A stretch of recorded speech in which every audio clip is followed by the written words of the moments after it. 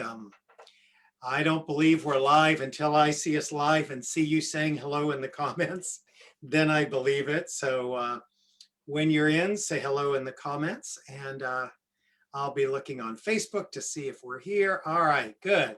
It looks like we're live everywhere. Dr. Osborn, thank you for being here. I'm so thrilled to have you today with us. Thank you so much for having me. And please call me Sunita. Oh, thank you, Sunita. Yeah. All right. Say hello in the chat. Say hello here on Facebook. Welcome, everyone. I'll give everyone just a few moments to find their way in here. As I said, I want to find us too. So that means I know we're actually live once I find us. I saw us a minute ago. All right. Hi, everyone. Let's see. We got people here from North Hollywood. We got people from the UK.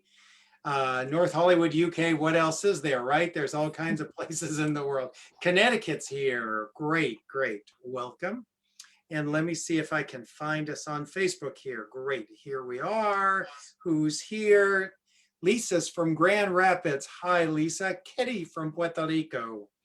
Hi, Audra, Lisa. Nice to see folks coming on. We're going to be doing one of our talks today, so I'm so excited that everyone is here and finding their way in. And I know it always takes a few minutes to find us on Facebook, so I'll give that a few minutes. By the way, let me just say, it is next week, the Facebook group is going to be 1 year old. And last year, after everything got grounded and we were at home, and I started getting emails from people saying I can't go to my grief group, I thought, oh, I'm going to start going on Facebook once a day, and started this group. And it's funny, people were like, you can't do it every day. And I'm like, I have nothing to do. So I was doing it every day. And to commemorate 1 year, I'm going to come on every day next week and do a topic, 12:30 Pacific, every day, Monday through Friday next week. So join me if you want, everyone. And Tender Hearts folks, you'll get a link to be there too if you want. All right, let's begin as we always do with a moment of silence and send love to those who are no longer physically with us. So join me in that moment.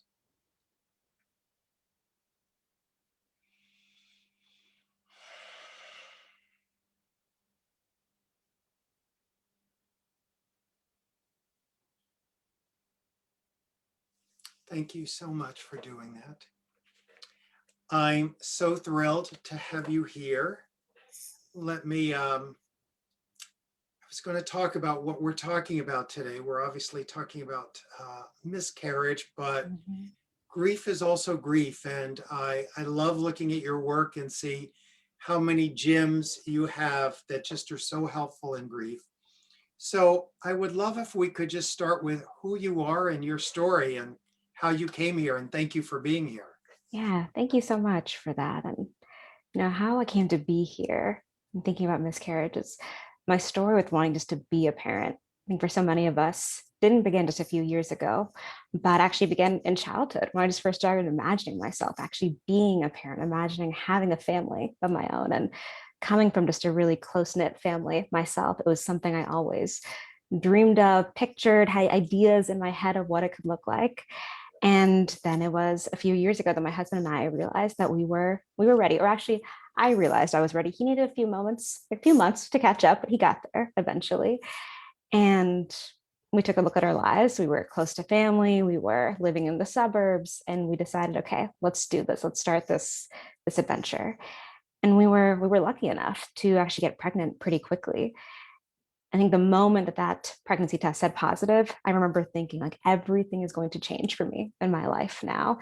And that was true, not quite in the way that I expected, but I immediately started forming ideas, hopes, expectations, dreams about what is this little person going to be like? What are they going to look like? What are they going to sound like? And whose personality are they going to have? And all of that it excited me so much. In my mind, there was just countless dreams and hopes and images that I had. And especially once we were able to see that little baby on the ultrasound and see her getting bigger and bigger, that excitement just grew and grew, where we just we were just very, very happy thinking about what this could be and having so many conversations about things like holidays and cousins and family events and all of that kind of stuff. And in our minds, and I think for so many of us, we had the idea that the equation to parenthood almost feels linear of like, I have, when it comes to pregnancy, pregnancy equals I have a baby. Now, I know there's so much in between that, but in our experience, all we were doing was allowing ourselves to hope and to get excited. So when we found out that we were having a miscarriage at 10 weeks, I remember being blown away by that, blown away, devastated, confused, angry, so many different things, a lot of unpleasant emotions as well, too. And I remember thinking too of, there's the loss of the baby, but that loss was so, it wasn't just one dimensional. It felt like there were so many different losses that were there for us as well too, where we're experiencing the loss of all those dreams, all those hopes, all those ideas we had too for ourselves and for our baby. And the loss of parenthood is what I felt like at that moment too. Something that we experienced shortly after, and I think a lot of folks who experience miscarriage have this hope too, is that if I can get pregnant again, and maybe quickly enough, this can be just a sad footnote in an otherwise very happy story. So that's what we tried to do. We decided, okay, maybe if we could try to get pregnant again, then we can just move forward with that family that we were hoping and dreaming of. And we were fortunate enough to get pregnant again. And similarly, even though it was scary, very scary to even let ourselves believe that, okay, maybe this is going to happen for us, certainly experienced a lot of anxiety during that time, just thinking about what if this happens again? Should I let myself hope? Should I let myself get attached? And I will say I struggled really to attach to that second pregnancy, just thinking, well, what if I do get really attached and I lose her too? Can I come back from this? Will I be able to keep going? Even knowing that I was pregnant, I was already picturing the future, picturing all the worst case scenarios, things like that, hoping that maybe if I prepared myself somehow, it would just make whatever did happen in the future better. And again, we were able to see her grow in ultrasounds. We were able to see her heart beating. We were able to see legs and body parts start to form, and just looked at that with such wonder. And I think there was a point where I started to slowly give myself permission to hope that, okay, this is happening. This is happening for us. We can be excited. And then a few months later, we found out that we were having another miscarriage.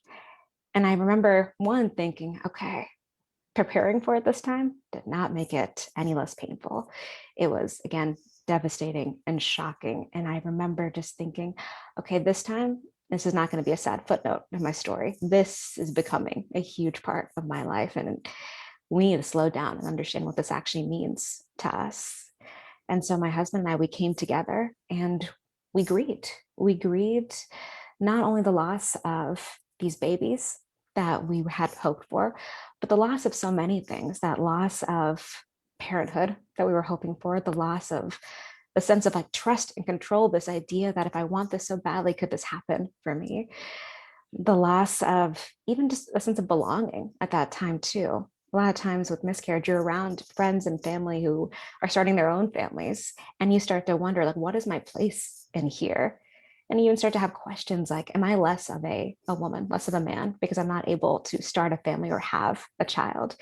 You start to question yourself to your very core. And those were the things that not a lot of people were talking about. And that was something I remember being very struck by, as we were quite open about our experiences at the time. And there were so many conversations I had with people when we would share about our miscarriages, and they would say, oh yeah, that happened to my mom too, or my sister, or to me as well. But I would never hear about it when they were experiencing. I would more hear about it at the end, or the end of their story, once maybe things in their life had changed. And I remember thinking, like, why aren't we talking about this? Because I remember not talking about it made me feel so alone in my experiences, made me feel like, is there something wrong with me, that I am devastated by this, but no one around me seems to be sharing and talking when I know it's so, so very common. And so it became so important to me to be able to try to have conversations just like this of, let's talk about it. Let us take this out from the silence here and acknowledge that this is a huge, life-changing, devastating event. And let's support each other in that too, because I remember that's something we really experienced during that time, is incredible isolation as well. That sense of, does this matter? Where do we belong? And so it's why I'm very happy to be here today, us having this conversation, because it does matter and we need to be having more conversations about it. Thank you. There's so much about your story. I have a lot of questions, but Yeah. there's so much about your story that I could easily go, that shows up also when a child dies, that shows up when a spouse dies, that shows up when a parent dies. And so I notice my mind going, well, that's a universal thing in grief. That's a universal thing in grief. And then I realize the problem isn't that it's a universal thing in grief. The problem is we don't give miscarriage the attention we would in those other types of grief. And then the bigger layer that we don't even do the other types of grief well, at least the world doesn't. So let me first start with, where were you work-wise? You're a psychologist. You've written books. Were you already a psychologist when you became pregnant? Did that come later? I'm trying to think of how that. Yeah. Yeah. So I was a psychologist at that time. I've been practicing, gosh, I think for maybe 6, 7 years or so. And during my experience as a psychologist, I've worked with countless people who've experienced different sorts of grief. Like you mentioned, the loss of a child, the loss of a partner, and also the less accepted forms of grief, or the less talked about forms of grief, like infertility, pregnancy loss, divorce, things like that. And I had navigated so many conversations with people supporting them through grief. And it was only just during my miscarriages that I found myself on the other side of the therapeutic couch, really walking through my own grief and being at a point too, being like, oh, okay, now I get it. I thought I got it before. I didn't get it until then. And it was during that time too that I really started to lean into working with people who've experienced miscarriage specifically, just because, again, I think it's such an underserved population. You're 100% right. I think as a society, we are ill-equipped to deal with grief, and miscarriage especially gets pushed into the shadows. You know, we didn't have a chance to talk about this. We were talking about our work before we came on. Yeah. And when I was writing Finding Meaning, the last book, I innately thought, okay, this is not going to be a book that's just about the death of my son. It's also going to be a book that is there to help people with all kinds of losses, death of a spouse and death of parents and all kinds of losses. And then when I got to miscarriage, I was surprised.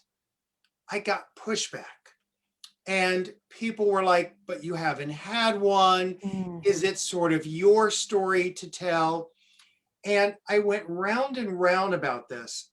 And the thing that I finally came to, if this is going to be a general grief book, it would be so wrong to omit miscarriage. And I was like, I don't care if I get taken to task that like I did something wrong. Yeah. I can't write a book and not name it. That's part of the issue.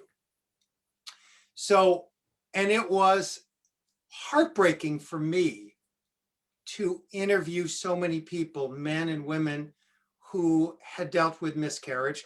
So first of all, tell us how common it is, because that's always surprising. Yes. Yeah, 1 in 4 pregnancies end in miscarriage, and 1 in 20 pregnancies end in stillbirth. Right. Sorry, not 1 in 20, 1 in 100 pregnancies end in stillbirth, but 1 in 4, which is just shockingly high for miscarriage. And I also think about this as a made-up statistic. It feels like it's 1 in 4 who have a miscarriage, and it's like 1 in 100 who talk about it. Yes, yes. And because of that, and this is something Michelle Obama said, you know, it's fascinating. I went back and I looked at, you know, I wanted to find real life things. I looked at Barbara Bush and the death of her child, and Michelle Obama, and talking about miscarriage, about how if you don't talk about it, there is a natural tendency to lean towards something must be wrong. And that brings about shame. Right. It's not talked about it. Yeah, I completely agree that not being able to speak about it feels like such an incubator almost for shame, where just this the silence is a secrecy, and all these different beliefs start to just go through your mind of, especially with miscarriage, it's something that where there's a lot of self-blame there of like, did I do something wrong? Was it that thing, that cheese that I ate, or was it because I didn't take my prenatal vitamins early enough? Or is there something Too just, much yeah, exercise, not enough exactly. exercise, all of Yes, yes. And I think the hard thing is I typically will hear those beliefs and ideas only in the safety of the therapeutic space, like when I'm sitting with a client where they feel safe enough to talk about it, but so rarely amongst a group of friends or in conversation with others. So I just know, like you said, it's 1/100 that those conversations are actually able to happen, and someone is able to feel witnessed and feel the compassion and empathy of someone that they care about, instead of just letting those thoughts just run wild in my head and taking you to a pretty scary place. Right. So what did you do with that? Because this happens to everyone in grief. Yeah. We all feel a little self-blame. We're thinking, did I do something wrong? And I think that's so heightened in the secrecy of miscarriage. So how did you personally deal with, what did I do wrong? Am I defective? What were your thoughts Yeah. and your solutions, if there were? Yes. Yeah, it was a few different things. I will say, so first was talking about, I felt really lucky that I had a lot of supportive people in my life that I could share those thoughts with. My husband being first and foremost one that I would have these thoughts when I'd be driving home from work, where I would be mulling things over in my mind. Like one that comes to mind is I really worried. I was like, is your family going to hate me for not being able to give a child? It felt like such an archaic idea, but in my head, I just couldn't get that out of my head of, are they going to think less of me because I'm not able to produce a healthy grandchild for them? And that kept spinning in my head. And I remember thinking, gosh, this is such a ridiculous thought. Maybe I shouldn't even say anything about it. But I finally worked up the courage at some point when we were driving somewhere just to share, like, I have such a ridiculous thought and I need to just share it with you. And I just said it like that. I was like, I'm worried your family's going to hate me because I can't get them a child. They're going to blame me for this. And he immediately, as I knew he would, was compassionate and empathetic and shared that, like, I completely understand why you're feeling this. And at the same time, like, that is not the case. No one blames you. This is not your fault. And I think what's helpful about that is while I knew that logically, you can't cure guilt with logic or gratitude or other things like that. I needed compassion and I needed self empathy from people, or empathy from people who knew me and who cared about me and who could witness what I was experiencing. So I think part of what I did in those moments is that I found my witnesses. I found people who I knew would be able to listen to me and hear me out. And I didn't even need them to tell me that, like, okay, logically, this is what it is, or it's not your fault. I just needed them to hear me and say, like, I am with you right now. Even just their warm eye contact a lot of times was enough. So I think for me, it was just being able to expose those thoughts out loud felt incredibly helpful. And at times being able to write them too. I think something that's so great about this group is being able to even just write it on different forums and community groups, and seeing other people in miscarriage groups say the same thoughts that I was having of like, I feel like it's my fault, I feel like I'm struggling, was like a balm to me. That when I hated that they were experiencing the same thoughts. And at the same time, it made me feel like I'm not crazy. I'm not alone for feeling these things right now. So I think where I mostly went was just, again, community, and it was going to my people. We, it's a fascinating thing. You'll appreciate this as a psychologist. I did something in my Tender Hearts group. That's one of the groups we're in yesterday that I've never done. People said, it's a triggering thing. Why would you do that? And here's what we did. I did a talk on magical thinking. Mm-hmm. And magical thinking takes many forms. It takes the form of, oh, I didn't exercise or I tripped that day. I did this. Mm. And it also takes the form of, and this is what we decided to do, it takes the form of, if they were alive today and Mm-hmm. I could go back and do it, who would they be? What would be going on? And it's fascinating when I said, well, we're going to talk about that openly. People are like, a few counselors like, are you sure? And I'm like, I got to tell you, as a professional, I would be so freaked out about doing this. But now that I'm someone who's been in grief myself, Right. I do this all the time. Mm-hmm. I just want to actually do it out loud and say, we're not crazy. Yeah. And I think that's part of what's so healing in grief is to have a place where you can go, so we're not going to censor here, right? We can really Yes. be ourselves and, you know, because if you ever said to anyone, I'm wondering who my child would be today, people will be like, Sunita, please don't do that to yourself. Yes. Don't do Mm-hmm. that. Or if you ever said, God, I wonder, did I exercise? They'd be like, don't. And yet Mm-hmm. you need to wrestle with these concepts. And like you said, just have them witnessed. Exactly. Just have them witnessed. So I'm also curious, there's what goes on in your mind, Mm-hmm. but I mentioned our grief illiterate world. I see this in all aspects. That's what's so universal about this. I see this in all aspects. I've seen it when people have had a loved one murdered. People go, where were you? I've seen this when people had a child die. Well, did you do this or did you do Right. that? And I'm sure in miscarriage, people have to ask you questions that are just so triggering, like, did you take prenatal vitamins? Did Yes. you?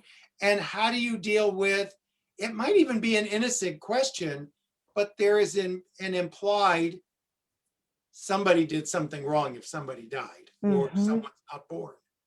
Yeah, I think you are completely right there. And I definitely got variations of those kind of questions of, well, were you taking your prenatal vitamins? Did you go to the doctor early enough? Did you follow all the instructions that they said? Did you drink this much coffee and things like that? Which you can just imagine. I'm already having these thoughts of like, what did I do wrong here? Gosh, those went a long way in reinforcing, okay, let me examine my behaviors even more now.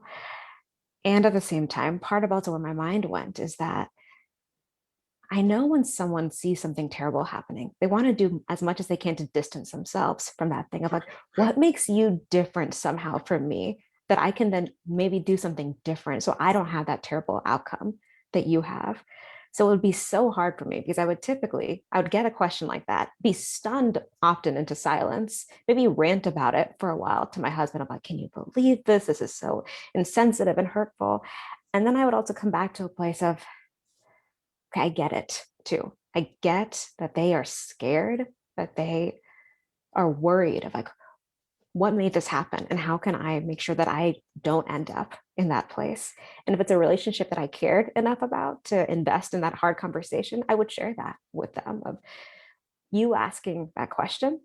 I imagine the intent was this, but this is what it brought up for me. Can we talk about this? Because this is really sticking with me now. So I think it's something that definitely needs to be talked about because it can do so much to really reinforce a lot of that self blame that we're already sitting with. And at the same time, I try as much as I can to be curious about what is making that person ask that question right now. And if I'm at a place where I actually want to hear it, then let me try to have the conversation with them. Oof, what's hard about that Mm-hmm. is, first of all, you're in a place when you're in grief, you deserve care and compassion and to be witnessed and to be sat with. And then you have someone who, unfortunately, isn't really, without being aware, Yeah. they're not even coming up to you going, how can I help? How can I be present? Like you said, they might even be going, without saying any of these words, Mm-hmm. your grief is making me so So uncomfortable. uncomfortable. I'm Mm-hmm. afraid what happened to you might happen to me. I remember working in a hospital for decades, and someone would come in a horrible car accident. We're like, did they wear their seatbelts? Because we want to know if we put Mm-hmm. our seatbelts on, we're never going to be them. If we take our prenatal vitamins, we're never going to be Yes. you. Yep. And so we want to, just like you said, we want to make sure it's not going to happen to us. Mm-hmm. And there's actually no consoling going on. Not at all. And it's tough because, you know, I mean, literally, I heard someone say to someone, I know my grief's making you uncomfortable, but let me just tell you the reality. Mhm. And that's a high place to come from in grief. I mean, usually in grief, you're sort of white knuckling the day. You're not like, I'm going to be in a teaching mode. Right, right.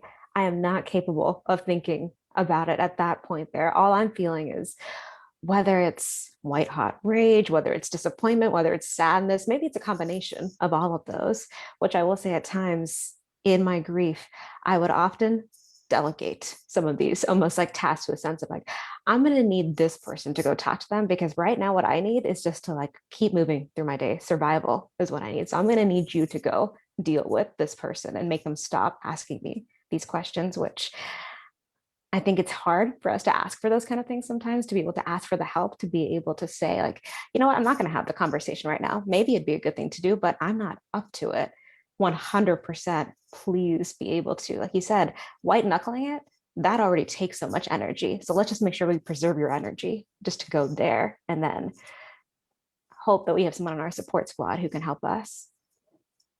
So, as a psychologist Mhm.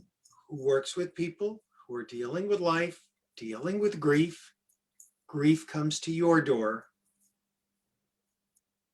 What was that like for you? How was that experience different? Did Mhm. you, I mean, I would imagine we think, oh my gosh, you're going to be like insightful, amazing, and you're going to bring all this knowledge to your grief. What Mhm. was it like? You know, I was not very insightful, it felt like. And if I felt like I was definitely not very adaptive, I felt stuck. I felt bitter at times, actually bitter quite a lot. I actually remember reading a review once of a podcast that I went on, and someone had mentioned like she's a great speaker and she sounds really bitter and really angry about what she's feeling. I was like, oh gosh, I've not been called that before in my life. But I think after my miscarriages, I was brought to a place I had never been to in my life before, that I was feeling emotions like angry that I was the one who had experienced this, bitter that other people around me were having healthy pregnancies, and feeling stuck and angry at myself too. So now I'm mad at myself for having these distressing emotions in the first place, that I couldn't get out of it in some way. And I think a lot of the times too is when I would try to think about, okay, what would I tell a client? What would I try to support someone else? What would I tell them? And while those were all maybe helpful things in those moments, I was like, I don't want to do any of those things right now, actually. I don't have the energy. All I have the energy to do right now is just name what I'm feeling. And that's depending on the day, depending on the hour, sadness, anger, bitterness, jealousy, confusion, all of those different things. So it was interesting because while I had all the different tools so available to me, I could not find the energy to reach for it. What I would find the energy for is just to be able to, again, to use that phrase, white knuckle it through the day, allow myself to almost compartmentalize when I need to do the things that I need to do. And apart from that, give myself permission to be incredibly just not okay and messy and all the raw feelings in the world. And I think really that did wonders for me, being able to just let myself be that way for as long as I needed to. And you shared with me before that I can ask Yeah. questions and all that. So how did your grief, how different was your grief from your husband's grief? Did it Yeah. work well together? Did it times it not align? What was that like? Yeah. So us going through our miscarriages was the hardest thing our relationship has experienced up to that point, for sure. We had different experiences of the pregnancy where, for me, and he and I had talked about this too, is the minute that that pregnancy test was positive, I felt this huge sense of attachment to the pregnancy. And while my husband was so excited about it, he was experiencing it differently. And just throughout that time of grief and loss too, our ways of coping with it was so different. Where for me, like I said, I was in the raw, the messy, and the things are not okay. I am upset and sad and devastated. The way that he copes with things is trying to stay in the positive and to try to look for the silver linings. And I would get very angry if he would ever try to share those silver linings with me. Any of those statements of like, I can remember a specific memory of us coming out of the hospital after our first miscarriage and him saying, like, you know, at least it happened early, or at least we weren't that attached to it yet, right? And I remember just biting my tongue thinking, I'm going to explode right now if I say something to you. So I'm just going to hold this in and just try to just work through what I'm feeling inside. So one of the challenges we had is that our ways of coping were very different too for him. And we ended up going to couples therapy, which we had been in for a while, but really being able to have the space to focus on this together. Is that for me, when I'm experiencing something that is really hard, like grief, I need to be able to talk about it. I want the permission to be able to not be happy, to not be able to put any kind of bow on it, and just share that I am upset and I have no idea when that's going to end, but this is where I'm at. For him, he really needs to be able to find hope and find positivity and things like that. And we struggled to support each other in those very, very different places. And something we found later too, after our second miscarriage, is while I had done a lot of that kind of upfront work and being able to share what I was experiencing, talking about it, his grief actually came months later. And I've noticed this with a lot of couples that I work with too, is that the non-pregnant partner at times experiences delayed grief months after the loss because they feel so focused on, I need to make sure that my partner is okay, that they're taken care of. And everyone typically is focusing on the partner who physically had the miscarriage too, that the other partner almost gets left out of the story to a certain degree. So my husband, months after the loss, started to say the things that I was feeling months ago. So it almost felt like we were experiencing it on a completely different timeline as well. It's And interesting that yeah, happened with so many um, men that I interviewed who said, the question they got from everyone was, how's your wife? yes, And exactly. there was no, how are you? Mm-hmm, mm-hmm. So I think that does get missed.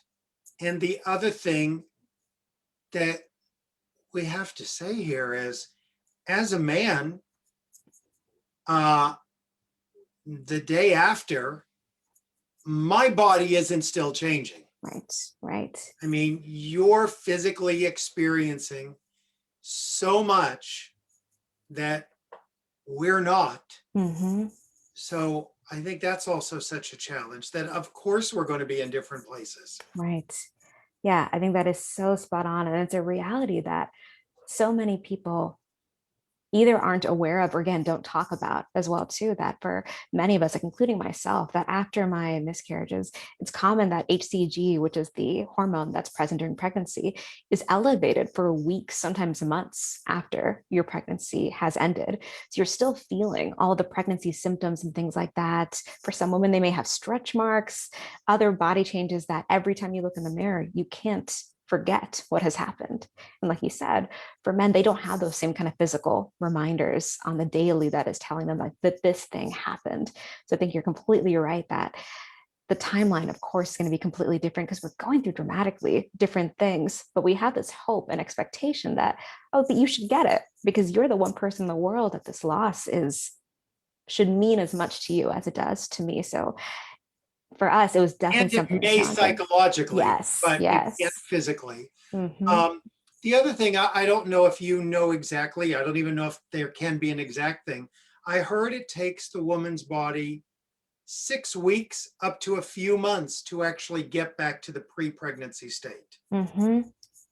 Yeah, I don't know the exact number, but oftentimes it'll be at least a couple of months. And especially it's going to depend on what kind of miscarriage you've had as well, too. So for example, whether you have to do surgery versus it being at home and things like that can take quite a while for your body and the hormones and things like that to regulate again, which can be really challenging for people, especially if they want to be able to try to get pregnant again, that there's this idea of like, I don't have any control. It feels like over my life because I want to be able to continue starting my family, but I'm not in control of that. I have to wait until this has left my body and my doctor says it's okay. Yeah. So I have a couple of more questions for you. By the way, if anyone has questions on Facebook, you can feel free to put them in and we'll answer them. If you're in Tender Hearts, you can raise your hand and we'll answer them also. All right. So you're pregnant. Yes. So you're pregnant. You have a book coming out Mm-hmm. this week. the Miscarriage Map Workbook, which, by the way, is so helpful with grief in general, Thank you. especially dealing with miscarriage. But it's just, and I got to tell you, I'm just such a fan of writing and getting things out of our mind and putting it on paper. So I love the idea of that. And so this begs a number of questions, but so you've got a book coming out on miscarriage. You've had 2 miscarriages and you're pregnant. What's that like? Anxiety provoking, incredibly so. The experience I've had in each of my pregnancies have been so completely different. With the first one, there was the immediate just like excitement and happiness of like, oh my gosh, I can't believe that this is happening, and just all the hopefulness and celebration in the world. The second time, there was a like, oh my gosh, this is happening again. And as I mentioned earlier, the fear and the fears about attaching and letting myself actually hope and get excited for this pregnancy. And the fears again of like, what if I do hope and I just have to fall flat on my face again and go through everything that I've been through? And we waited about 2 years before we even considered getting pregnant again, because after that, there was a sense of like, we need to slow down. We need to be able to really, truly process what has happened for us here. And I will say, even with that time, it still made it scary, incredibly scary, that when, even though I wanted this so much, that when I got that positive test again, it was a similar kind of response to the second one of, oh my gosh, this is happening. This is happening again. I think the only thing that really felt different here was that with my first 2 pregnancies, I had so many ideas around, okay, if I was just careful with this, if I just did this, then maybe this wouldn't happen this time.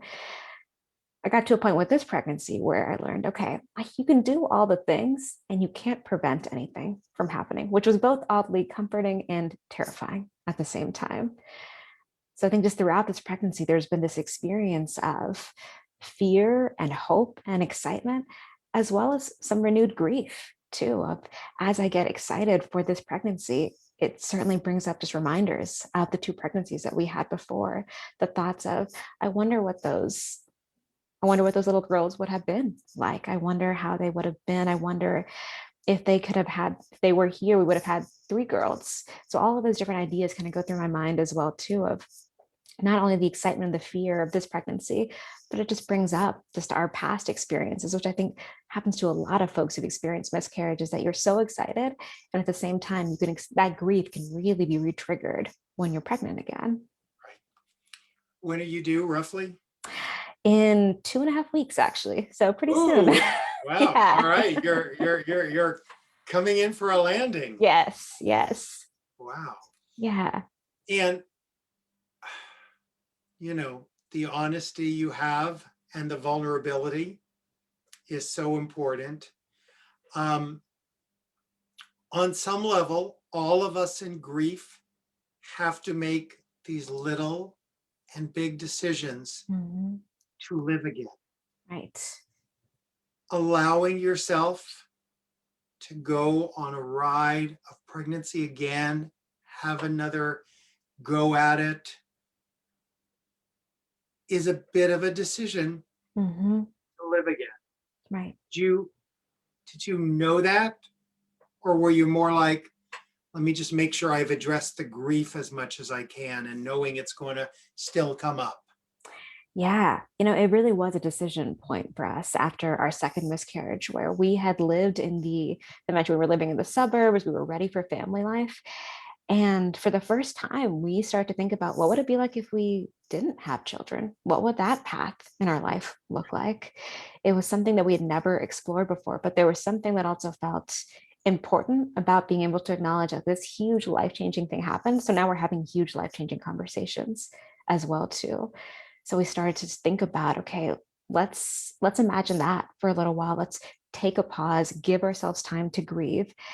And I think, again, we needed that in order to see, first of all, what did having children really mean to us? I think for us at least, what we experienced is that we always knew we wanted it, but we never took the time to really question and think about it together as a couple. So being able to take that time and realizing, okay, yes, we do want this, and we are willing to endure the fear and the anxiety and the confusion and all the different things to try to make this happen was a decision point that we came to, but we needed that time. We needed that time to be able to slow down, to process, to reconnect, to individually be witnessed as well before we could actually come to that decision point 2 years later. Right. Yeah. Let me read a couple of things people have Yeah. written here. This is from Facebook, and just know also we'll be in Tender Hearts fully in a moment. So if you're in Tender Hearts, you can always go into the link that you should have in your announcements and schedule. All right, let's see here.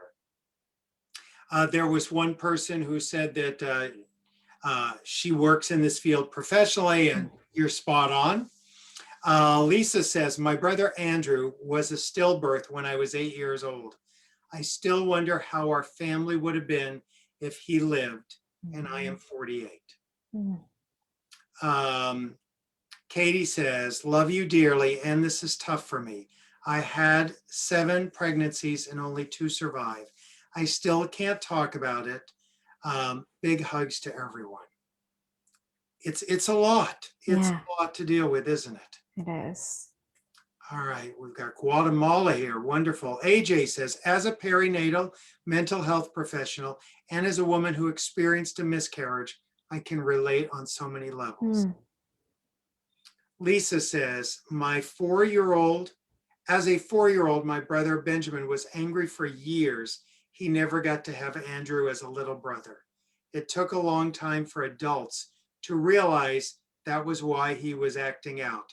I was mostly sad. It's interesting. Have you thought about, sometimes we talk about that as the shadow child. How, is it a boy, girl, do you know? Or It's a girl. It's a girl. Yeah. So when she's older, will she know? Have you thought about that fine line of sharing and not sharing and all that? Yeah, I think it's definitely something that we plan to share because it feels like such an important part of our story. And actually, we've already thought of her name. It's going to be Anya Olivia. And Olivia was actually the name that we had always chosen for a girl. And for our second pregnancy, we had wanted to name her Olivia. So we incorporated her name into that. And so it's something that we've always known that when she is ready, we want to be able to share this with her. And it feels so important to do that too, to be able to make this be known because it's a part of our story now. I mentioned earlier there was a point where I had hoped that if we were able to get pregnant again and quickly enough, that this could be just like a little sad footnote in an otherwise just happy narrative about our life. And at the same time, this is not a footnote. This is a huge part of our life. This was 2 losses that we had, 2 babies that we lost. And it's going to be something that's going to be a part of our family just history that we plan to definitely share with her. I grew up with strange feelings on my birthday. It was just, I don't know.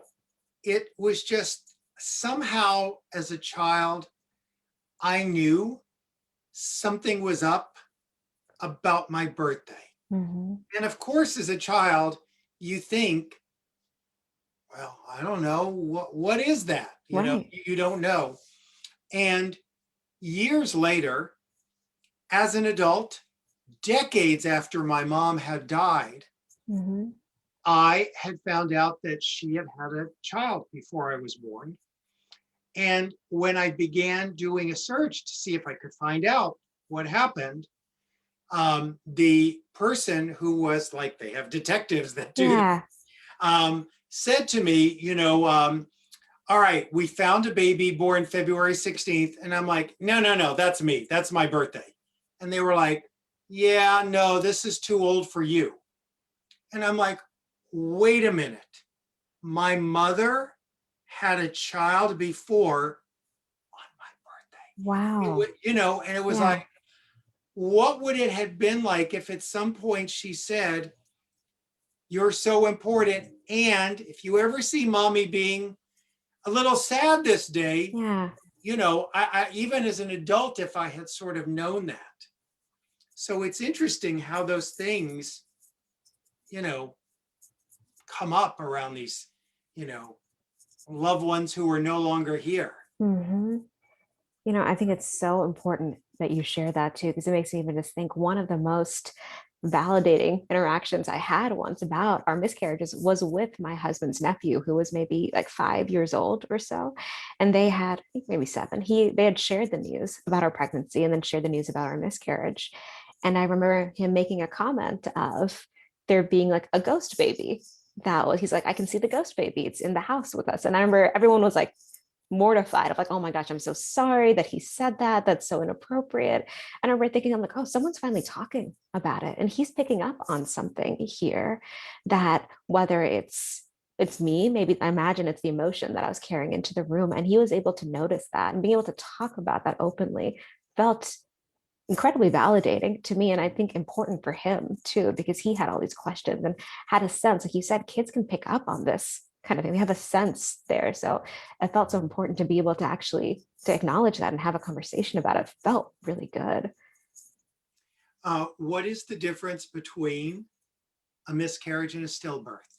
I Yeah. know So it's the timing, but go ahead. yeah. So a miscarriage is when it occurs, or stillbirth is after 20 weeks, and miscarriage would be before that time period. And miscarriage, as we know, is much more common.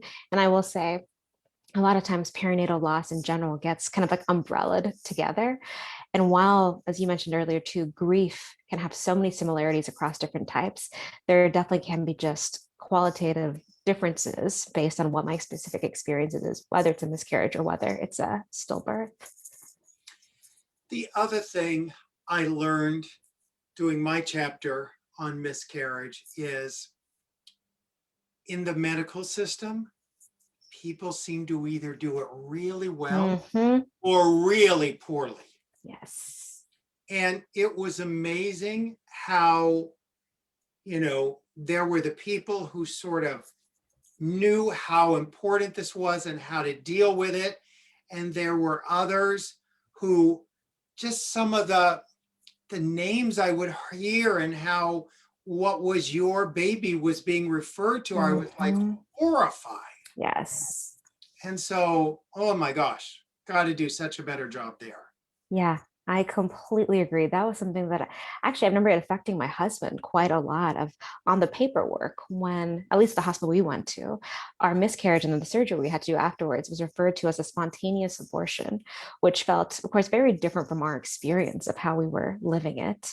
And having to hear that word be repeated or that phrase be repeated over and over and over again, and other types of medical terms that were just quite painful to hear, and even just some of the responses from people as well too of at times I would be just crying in the office as I'm hearing this news and someone saying it's okay, this is just was not meant to be, it was God's plan, or different things like that. And I know that there's a good intention there, and at the same time all I could hear was like, you don't get it right now, and I imagine you are uncomfortable with my grief, so you were trying to tell me something to make me stop crying or being unhappy. Boy, Yeah. we can miss the pain easily. Yes. The other Yes. thing I was amazed at when I was working on writing about miscarriage, I do as I do so many times. I have a dictionary. I looked Mhm. up miscarriage and I saw a failure. And I'm like, oh my goodness, Mm. this is like an old dictionary. How could it? And then I went online to new dictionaries and it's like, wait, you're still defining miscarriage as a failure in the dictionary? How's Mhm. that possible? Yeah. It is shocking to me how the terminology has not caught up in any kind of way, and how it just reinforces all those painful beliefs that we were talking about earlier of blaming and isolation and guilt and shame and all of it. Yeah. All right, we're going to move. We're going to wrap up in Facebook here and go into Tender Hearts, but I want to just talk about this for a moment. The Miscarriage Map Workbook. Oh my gosh, it's so good. Um, Coming out this week, right? Mhm. Amazon, everywhere we can find it. I'll put up a link. And how can people find you? Website, social media, all of that? Yeah, they can find me at www.drsunitaosborn.com, as well as the group practice that I work at, Modern Therapy in Houston, is mymodern.therapy.com. Wonderful. And the Yeah. book, once again, is the Miscarriage Map Workbook. Like I said, I love a workbook. And so much of it is about grief and the universality of it. And I love that you are sharing your story so openly. So thank you Thank for you. that. For those of you on Facebook, remember, this is next week. A year ago, this started. So beginning Monday through Friday of next week, I'm going to go on at 12:30 Pacific every day next week with a different topic, like I did last year to commemorate it. And we'll get together again. It was so important. I'm going to put up a video that I did around that so you can hear me talking about it. So I hope to see you next week here as we go through that. And Dr. Osborn, thank you so much for sharing yourself, your Thank story, you. your work. And it isn't easy. And it isn't easy, I know, to be in the field and write about it and go through it and share Mhm. it. So thank you so much. If you're in Yeah. Tender Hearts, hop over to the link. We're continuing in there. And we'll just say goodbye now to our Facebook family, and I'll see you next week. All Yes. right. Thank Take you. care. And thank you all so much for being here.